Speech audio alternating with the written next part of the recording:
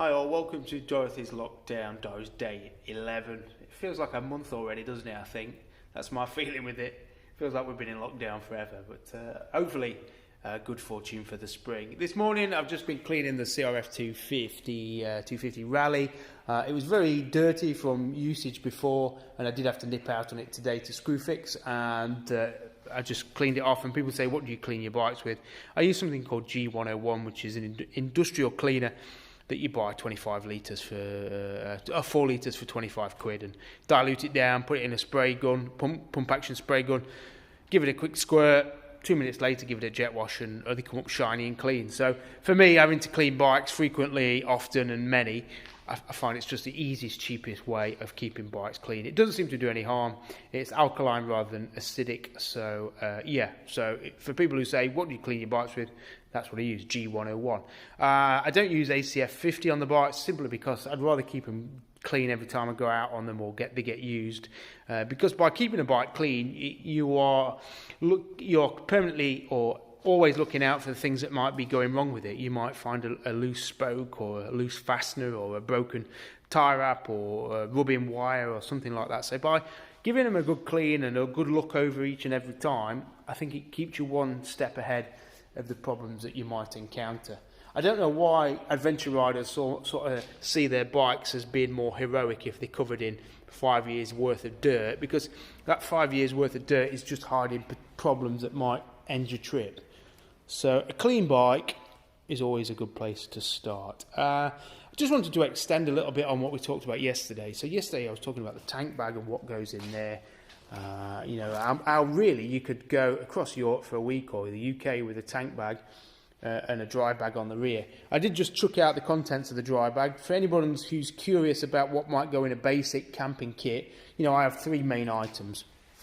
I have the I have the inflatable mat. This is an X-Ped, but you can get some decent inflatable mats for sort of 25 quid. Lomo do one now. And it's comfortable, 25 quid, rolls up really small, doesn't take up much space or doesn't weigh a lot. So, you don't have to go out and spend a lot of money on an X-Ped. There's perfectly good stuff out there for a lot less. Sleeping bag, I just get whatever I can get from Blacks or wherever. Mountain Warehouse, that's cheap. This is probably about a 40 quid one. Where's that one from Blacks? Yeah. I don't always have it in the bag because I find it's a pain in the bum trying to get a sleeping bag in a bag every morning, and equally it's easier to sort of mould it around other things if it's kept out of the bag. As long as your dry bag's dry, your sleeping bag shouldn't get wet. Then last but not least in there, the tent. People stress endlessly about which tent, and I'm no different really, because you think, what shall I get and what do I need? Well, really, you just need the basics. You just need somewhere dry to sleep at night.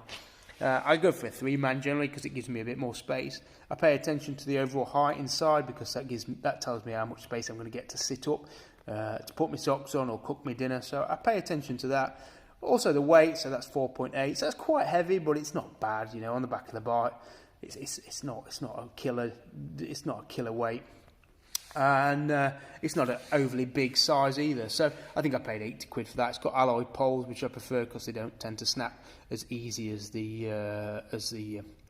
what do you call them? Somebody answer that question for me. Not they made out? Not carbon fibre, are they? Fiberglass poles. So alloy over fiberglass. That's what I generally go for. I tend to prefer. This isn't one, but I tend to prefer the self-standing ones that would stand up on their own, even on a hard surface. This is one of those that you need to peg in to keep it up, like a tunnel tent.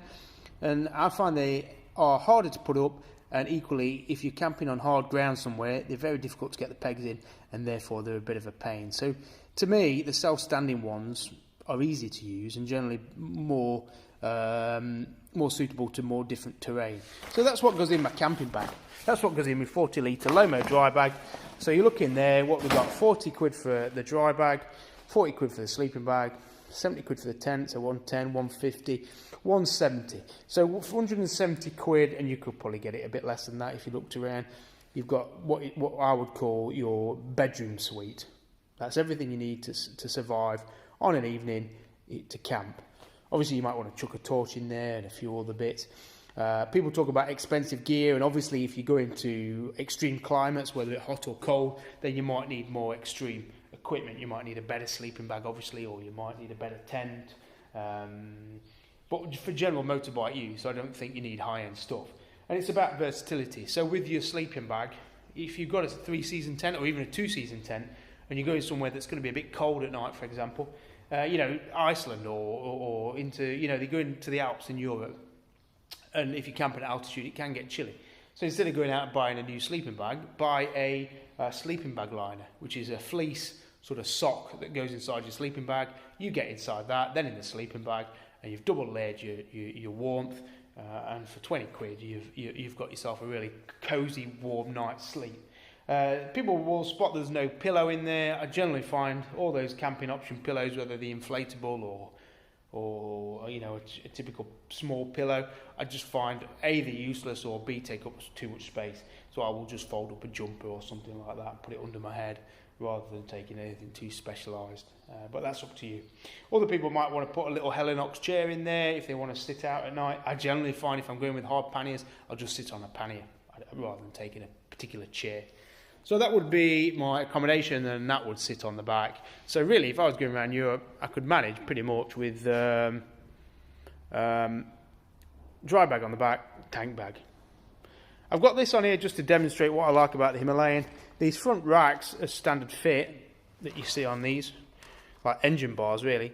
They're brilliant for hanging on some decent side bags. So these are Alt-Rider cinch bags, 14 litre. I think they're 40, 50 quid. And I can get a week's worth of clothes in one of them. And then if I have one on the other side, I'll just switch around. So clean clothes in there. And then once they're dirty, take them over to the other side. Those small bags that some people put on the side of the Himalayan, to me, you might as well just put your packed lunchbox on the side. You want something that's got a bit of volume in them. So at least 14 litres, I would say. It comes on to the panniers. What you're going to put in your panniers? Well, obviously, if you're camping, you're going to want to take a stove.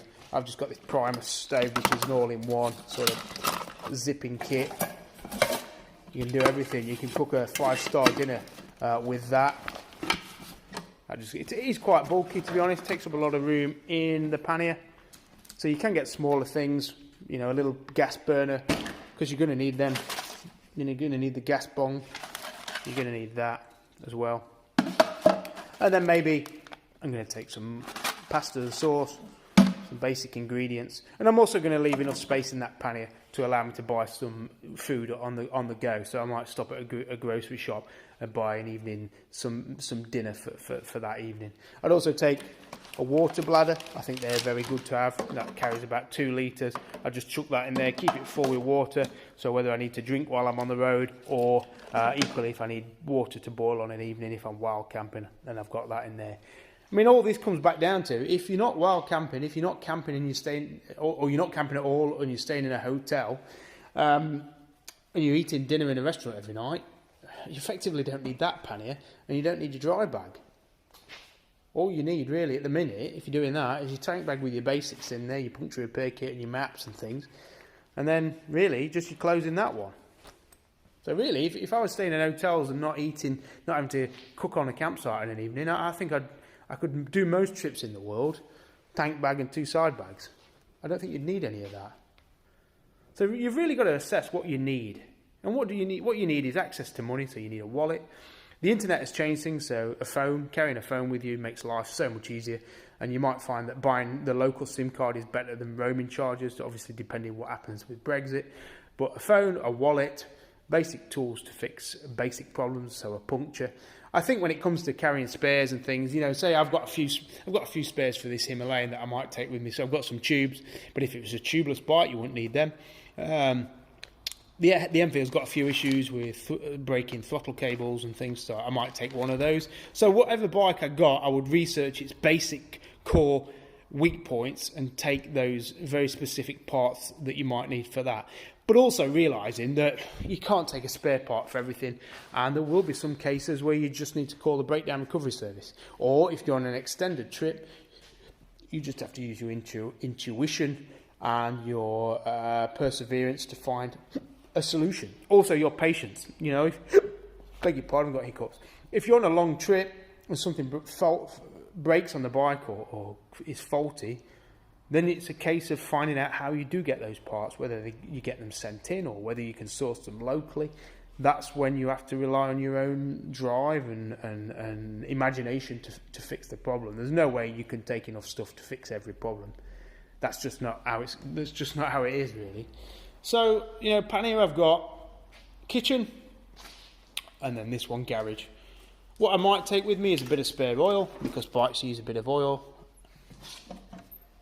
I might take a bit of spare fuel, but so many trips I've done now, not taking spare fuel, and never needed it. Chain lube, obviously, if you've got a chain bike. So really, if you're a GS 1200 rider with shaft drive, tubeless tyres, and you're staying in hotels, and you're not going to do any cooking, what do you need? How much luggage do you really need? You need your wallet, your phone, a change of clothes on an evening, and some waterproofs. You could go around the world, literally, on a GS 1200 with a tank bag and maybe a tail pack. And that is the reality of it. So when people stress about what they need, and I did exactly the same. When I left Sydney on the postie bike, I had an absolute lineup of bits, clothing, shoes, tools, technology. I had so much junk that I carried with me. And by the time I got into Russia and was fine-tuning my kit, I literally got my camping gear. I was wearing all the clothes I owned because it was cold, and I had a laptop in my right pannier, and pretty much everything else had gone. I'd either sent it home or got rid of it. Because what you have to realise is you can't plan for every climate that you're going to transit through. So say you're going around the world, there will be times when it's sunny and there'll be times when it's freezing cold. And so carrying all the gear to cope with all the different temperatures and climates is impossible. So you've just got to think logically. Wherever you are in the world, they're going to sell clothes that suit that environment and that climate. So if it's sunny and you're in the tropics, you're going to be able to buy your flip-flops down in the tropics, because that's what the shops are going to be selling. If you're in Siberia and you're cold, they're going to sell thick jumpers and sleeping bags and things in Siberia, within reason, obviously. Obviously you want to plan a little bit ahead and not turn up in Siberia thinking you can buy everything. So there's a little bit of planning ahead, but realistically, you can't leave your door with absolutely everything you need. Which is a mistake I made, because I thought I could. So that's it, planning for a trip or packing for a trip. You need just the bare essentials, because the worst thing, I think, and it's all personal, the worst thing is you take too much stuff, because then when you need the things you actually do need, or want to find the things you actually do need, they're buried under the stuff that you've been carrying all this way and never used. And so it's just a waste of time, it's a waste of space, it's a waste of hassle, it's a waste of weight. So the more you carry, the more useless stuff you're carrying, the more useless weight you've added to your bike. So if you do drop it, the more weight you've got to pick up. So you've really got to be honest with yourself. Do you need this? Are you taking it out of fear, born out of not having it? Then maybe you don't need it. Maybe you don't need it. And you're never going to get it right first time. You're always going to overpack. There's always going to be something that you forgot. But as long as you learn from that, and next time you go out on the road, you fine tune it, and you take the things that you forgot last time, and you dump the things you didn't need. I think you'll finally get to a point where you're only carrying what you need, I guess. It's all easier said than done, isn't it? That's the problem. It's easy to say what you need until you get out there, but yeah. The Himalayan, it's just a brilliant bike for carrying stuff. So that's it, bike cleaning and bike packing.